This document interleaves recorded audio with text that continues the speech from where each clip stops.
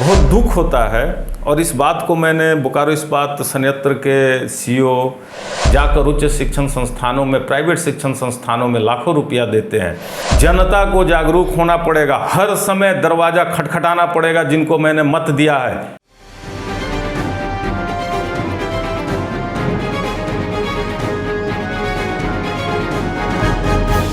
नमस्कार, NWS news India के इस विशेष प्रसारण में आपका स्वागत है। आज हमारे साथ शहर के जाने माने युवा समाज सेवी, राष्ट्र भक्त समाज के केंद्रीय अध्यक्ष धर्मवीर सिंह मौजूद हैं। धर्मवीर सिंह की बोकारो के युवाओं में एक अलग पहचान है। किसी के दुख तकलीफ को सुनते ही अपनी टोली लेकर उनको राहत पहुंचाने पहुंच जाते हैं। समाज सेवा में इनका क्या योगदान है, आज उन्हीं से जानते हैं और आपको कराते हैं उनके समाज सेवाओं से रूबरू। धर्मवीर जी, आप हमारे स्टूडियो में आए, आज आपका यहाँ स्वागत है। आभार। राष्ट्रभक्त समाज बोकारो के जन जन के लोग इससे वाकिफ़ हैं। समाज सेवा के क्षेत्र में आपका क्या योगदान है, आप हमारे दर्शकों को बताएं। एक सामाजिक राजनीतिक कार्यकर्ता होने के नाते विगत 25 वर्षों से समाज के विविध क्षेत्रों में काम किए। राष्ट्रभक्त समाज के केंद्रीय अध्यक्ष के रूप में वो सामाजिक दायित्व का निर्वहन हो, किसी भी प्रकार की विपदा दुख हो, उसमें अपने लोगों के साथ हमेशा सहभागी बना, सबके सहयोग से कार्यों को निष्पादित किया। 25-30 वर्षों से राजनीतिक दृष्टिकोण से भी काम किया। आज वर्तमान में एनसीपी के प्रदेश उपाध्यक्ष के रूप में, करनी सेना के प्रदेश उपाध्यक्ष के रूप में, बोकारो जिला कुश्ती संघ के अध्यक्ष के रूप में इन तमाम दायित्वों का निर्वहन करते हुए सामाजिक जीवन में एक ही चीज़ है कि लोगों में सेवा का भाव होना चाहिए, और सेवा का भाव तभी होगा जब आप में समर्पण का भाव होगा, निष्ठा होगी। समाज और ये राष्ट्र, ये दोनों एक दूसरे के पूरक हैं और राष्ट्र के प्रति प्रतिबद्धता के भाव से काम करना ही सेवा का कार्य है, और वो सेवा का कार्य समाज में नज़र आता है। अगर हम समाज के प्रति, अपने परिवार के प्रति, समाज के प्रति अगर प्रतिबद्ध हैं, अगर उसके प्रति हमारी निष्ठा है, समर्पण का भाव है, तो स्वतः स्फूर्त हम राष्ट्र के प्रति प्रतिबद्ध हो जाते हैं। जाति, धर्म, वर्ग, संप्रदाय से ऊपर उठकर सबको साथ लेकर चलते हुए एक सशक्त समाज, एक सशक्त राज्य और एक सशक्त राष्ट्र का निर्माण करना ही हर व्यक्ति का दायित्व है, और उस दायित्व के तहत ही मैं वर्षों से कार्यों को कर रहा हूँ, जिसमें कि बोकारो के युवाओं का बहुत सहयोग प्राप्त होते रहा है। हर वर्ग का सहयोग समर्थन मिला है और सबको साथ लेकर चलना ही जीवन है। धर्मवीर जी, आप एनसीपी के प्रदेश उपाध्यक्ष भी हैं, राजनीति में भी अपनी पैठ रखते हैं।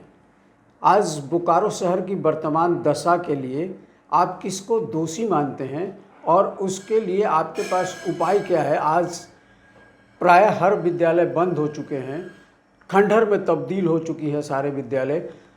सांझ का अंधियारा होते ही उन विद्यालयों में कभी शिक्षा का मंदिर हुआ करता था, आज नशेड़ियों और जुआरियों का अड्डा बन चुका है। उस पर आपकी क्या प्रतिक्रिया है? बहुत अच्छा प्रश्न आपने किया, और ये प्रश्न बहुत ज्वलंत है, चूँकि हम लोग यहाँ के बच्चे हैं और उन्हीं विद्यालयों के प्रोडक्ट भी हैं।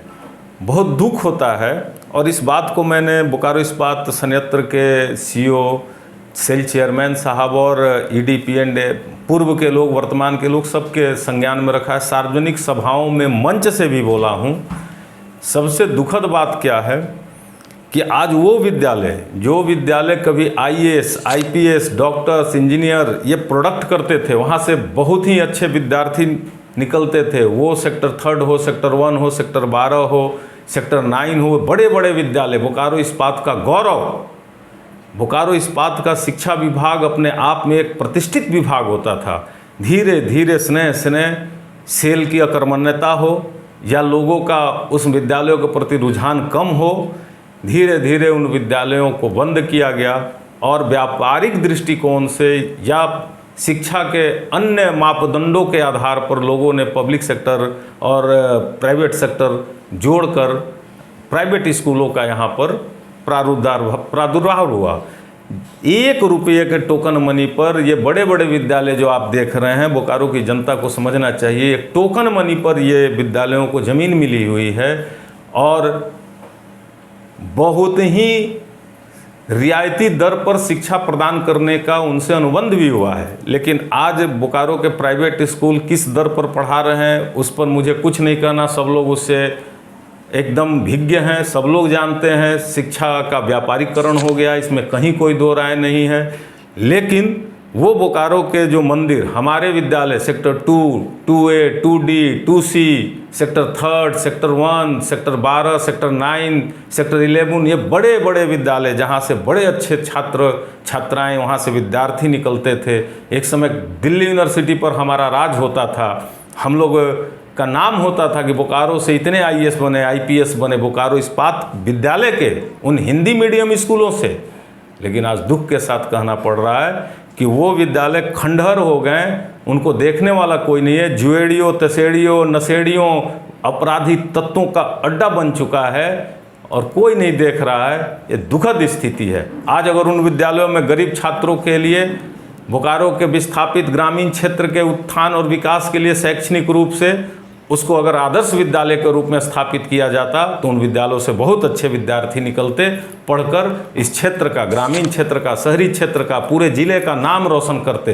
लेकिन दुख के साथ कहना पड़ रहा और पीड़ा होती है, हम लोग उस विद्यालय के प्रोडक्ट हैं। बहुत सारे डॉक्टर्स, इंजीनियर्स, बहुत सारे सामाजिक कार्यकर्ता, बहुत सारे IAS IPS उन विद्यालयों से पढ़कर आज देश में बोकारो का नाम रोशन कर रहे हैं और वो विद्यालय आज विकास की बाट जोड़ रहे हैं, अपराधियों का अड्डा बन गए। ये दुखद है।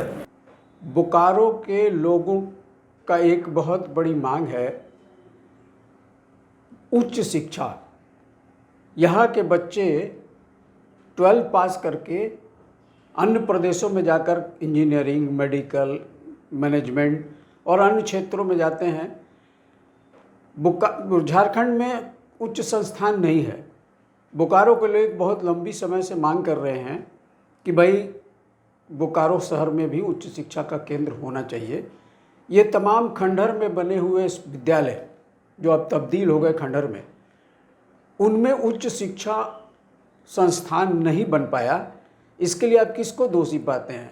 यहाँ के जनप्रतिनिधियों को, या मैनेजमेंट की सोच, या सरकार का साथ नहीं देना? सरकार का साथ नहीं देना। सरकारें समय समय पर आती हैं, चली जाती हैं। जनता अपनी बात को रखने के लिए जनप्रतिनिधियों का चयन करती है। वो जनता हर वर्ग की होती है, अपने मत से, अपने वोट से सांसद चुनती है, विधायक चुनती है, उसी से लोग मंत्री बनते हैं, उसी से लोग सरकार में आते हैं। सबसे पहला कर्तव्य होता है जनप्रतिनिधियों का। क्षेत्र के विकास में अगर सबसे बड़ी सहभागिता किसी की होती है तो जनप्रतिनिधि का, और अगर उस क्षेत्र का विकास नहीं होता है तो उस नहीं होने वाले विकास का कारण भी वही बनते हैं और उनको इसे स्वीकार करना चाहिए, क्योंकि जनता ने अपनी आवाज़ आपको दी है। एक मत देकर जनता अपनी आवाज़ आपको दे देती है कि आप विधानसभा में, लोकसभा में, राज्यसभा में आप जाएं और अपनी बात को रखें। राज्यसभा तो उच्च सदन है, वहाँ तो लोग ठीक है चयनित होकर जाते हैं, लेकिन लोकसभा और विधानसभा में जनता की आवाज़ को बुलंद करने का काम, न केवल जनता की आवाज़ को बुलंद करना, कार्यों का कार्यान्वयन करना। जिस विषय पर आप रख रहे हैं उस विषय पर जनता के प्रति प्रतिबिंबित होना कि हाँ ये काम हुआ। आपने कहा था साहब कि इंजीनियरिंग कॉलेज बनाएंगे, बनना चाहिए। आपने कहा था साहब कि हम मेडिकल कॉलेज बनाएंगे, बनना चाहिए। लेकिन क्या हुआ?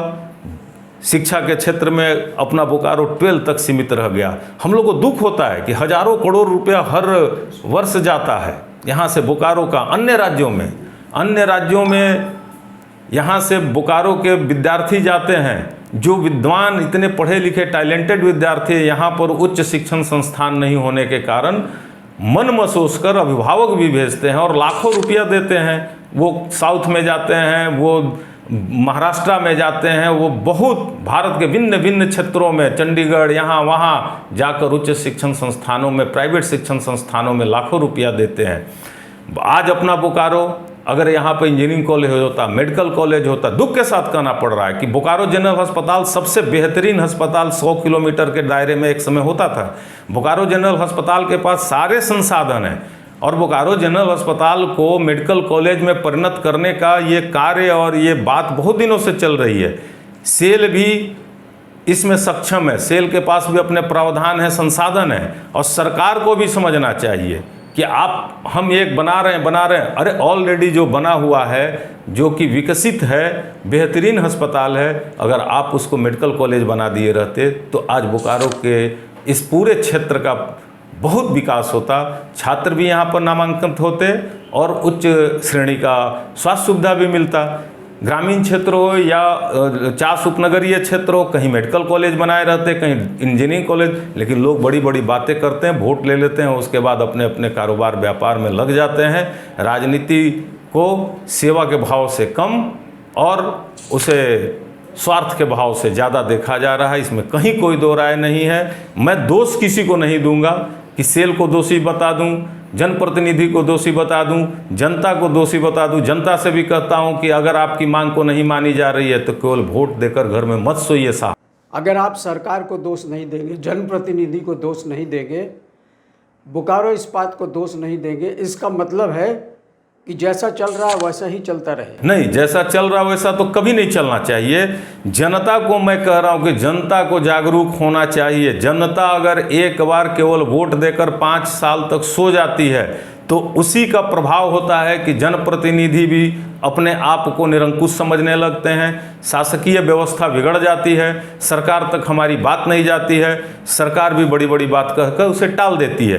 जनता को जागरूक होना पड़ेगा, हर समय दरवाज़ा खटखटाना पड़ेगा। जिनको मैंने मत दिया है कि तुमको इंजीनियरिंग कॉलेज के लिए दिए थे, आपको साहब मैंने मेडिकल कॉलेज के लिए दिया था, आपको स्वास्थ्य सुविधाओं के लिए दिया था, आपको पानी बिजली के लिए दिया था, आपको सड़क के लिए दिया था, विस्थापित क्षेत्र के युवाओं के रोजगार के लिए दिया था, यहाँ बोकारो इस्पात में कार्यरत कर्मचारियों के उत्थान के लिए दिया था, इस शहर समाज के उत्थान के लिए दिया था, हमने 24 घंटे विद्युत के लिए दिया था। हमने साहब आपको वोट दिया था कि हम प्यासे नहीं मरे, हम बिना बिजली के न रहें। हम इसलिए आपको वोट दिए थे कि यहाँ पर इंजीनियरिंग कॉलेज, मेडिकल कॉलेज और अन्य उच्च शिक्षण संस्थान लगे।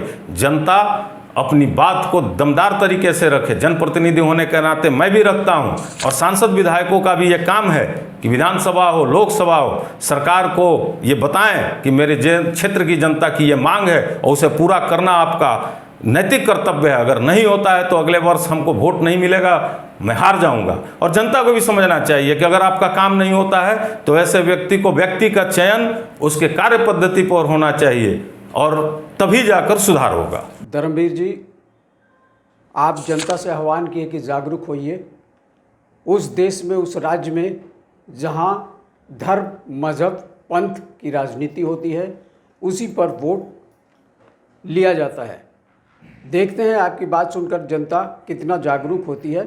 अगला सवाल चलते चलते आपसे ये है कि आप बोकारो जिला कुश्ती संघ के अध्यक्ष भी हैं जी। आज वर्तमान परिस्थिति में, आज की स्थिति में आप कहाँ पाते हैं कुश्ती जैसे खेल को? कुश्ती भारत की आत्मा भी है खेलों की, क्योंकि ये हमारा पारंपरिक खेल है और ये हजारों हजार वर्षों से, जब से भारत भूमि है तब से कुश्ती यहाँ का प्रतिष्ठित खेल है। ये वैसा खेल है जिसमें कि ग्रामीण, गरीब, हर वर्ग के लोग आकर प्रेम से खेलते हैं। दुख के साथ कहना पड़ता है कि खिलाड़ी तो पदक लेकर आता है। एक ज़माना था जब सेल में खेल के माध्यम से नौकरियां मिलती थी। उस समय लोग राज्य स्तर पर, राष्ट्रीय स्तर पर, अंतर्राष्ट्रीय स्तर पर अगर पदक विजेता होते थे तो बोकारो इस्पात उन्हें खेल के लिए नियोजन देता था, सम्मानित करता था। आज तो दुख के साथ कहना पड़ रहा है कि एक शेड तक नहीं है, एक हॉल तक नहीं है जहां मैट लगे और मैट पर खिलाड़ी दे। आज भी मिट्टी, पारंपरिक मिट्टी पर हमारे पहलवान, यहाँ के राष्ट्रीय अंतर्राष्ट्रीय स्तर पर हमारे जो पहलवान है बोकारो के भी 2 नेशनल में गए।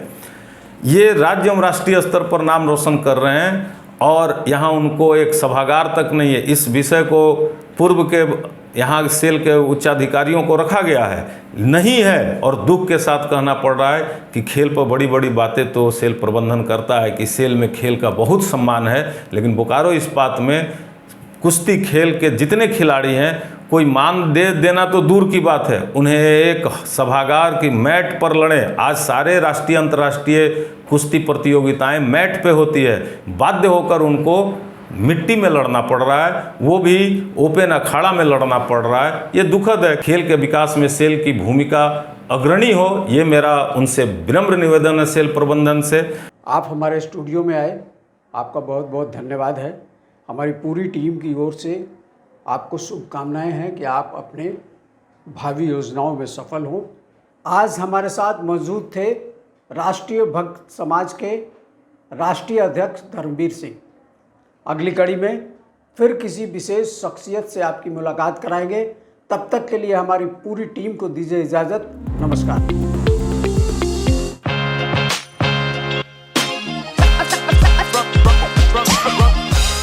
शहर के मुख्य बाजार सिटी सेंटर सेक्टर 4 में स्थित रेनबो रेस्टोरेंट की तो क्या ही है बात। वेज एंड नॉन वेज उपलब्ध, fully air condition, hygienic food, जायकेदार व्यंजन। हमारे यहाँ पार्टी की सुविधा भी उपलब्ध है, पार्किंग सुविधा भी मौजूद, quick food service, home delivery की सारी सुविधाएं उपलब्ध। एक बार अवश्य पधारें।